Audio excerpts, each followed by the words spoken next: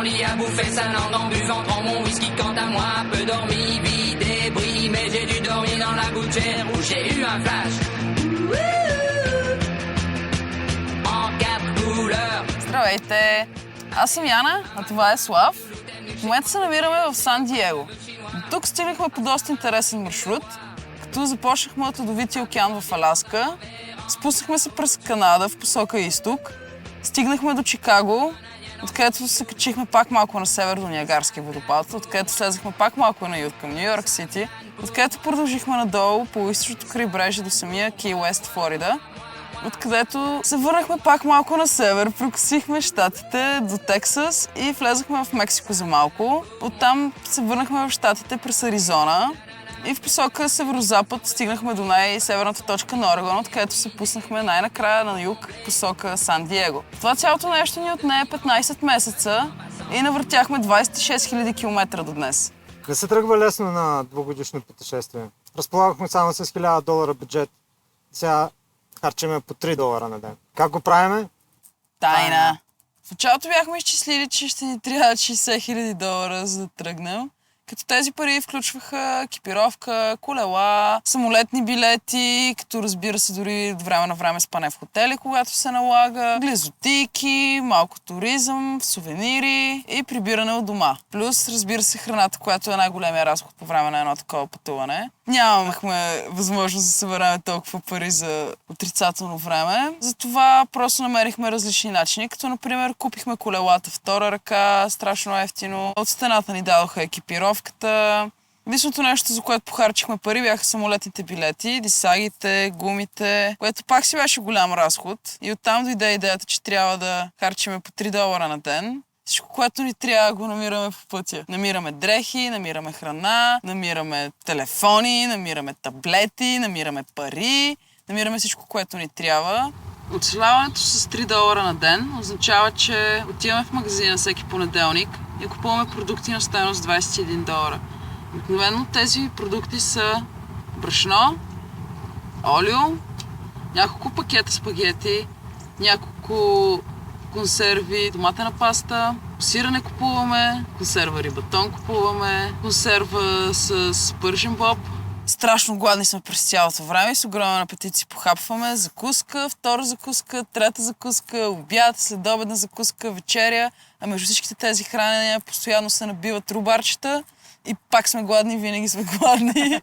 Научихме се да правиме маниачини, така наричаме нашите спагети. Не ги правиме като истински спагети, защото не винаги разполагаме с яйца, но в основата си това, разбира се, пак е брашно, което винаги имаме със себе си. Правиме тесто, което разточваме много тънко, после го оставяме да изсъхне и след като изсъхне го нарязваме на лентички за спагети и го сваряваме. Приготвяме си различни видове сос. Маниачините може да се приготви вече по няколко начина, като нашия най-любим е чиле берде, което ни показа нашият приятел Хуан от Термосил, докато бяхме в Мексико.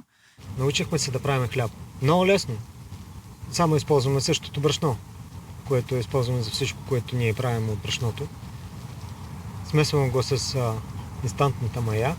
Тя бързо порасва и не се налага да я носиме с нас някъде в хладилника.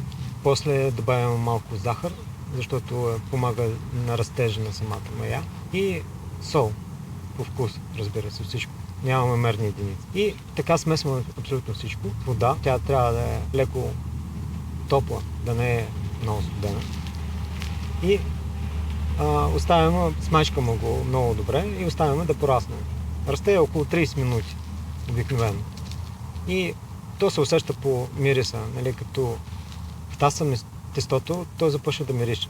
Много приятна миризма на втасалото тесто. И така, смачкаме го отново, с малко олио добавяме, за да може да не залепне за тиганчето ни. И оставяме да расте за втори път. Трябва му само 15 минути да порасне. През това време ние приготвяме огъня, ако нямаме нашата си кухня, домашна кухня. Приготвяме огъня, за да може да получим жар. И заравяме тиганчето ни с тестото в жарта. Само по краищата слагаме жар и отгоре за 30 минути. Това е достатъчно, за да се опече хляба. Много е лесна рецепта. Всичките хора, които са карали с нас, ние ги научихме да правят хляб. Дори и тези хора, при които оставахме, ние показахме, че хлябът може да стане абсолютно лесно във всяка една кухня, дори в полеви условия, които ние направихме. След като овладяхме тестото, започнахме да измисляме наши си ястия. Така измислихме комбайнеро.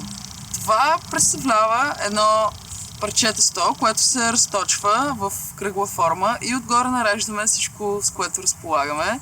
Затваряме го като пица калцоне и го изпържваме в нашия цвърчалник. Всичко се еде. Само трябва да разберем какво. Нямахме представа нито за гъбите, какви се еде, нито за боровинките, за едливи растения, нито за кактуси, че могат да се едат кактуси. Зад супермаркета може да намериш абсолютно всичко. Американците си хвърлят абсолютно всичко. Храна, дрехи, всичко. Супер лесно.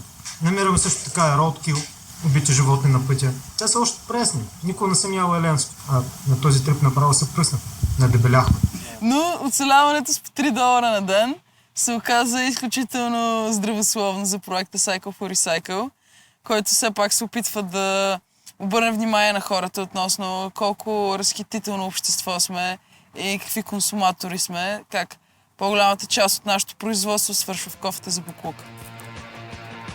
Отиваме в Централна Америка, оттам в Южна Америка и крайната ни точка Ушуая, Аржентина. Края на света. Най-южният град в света.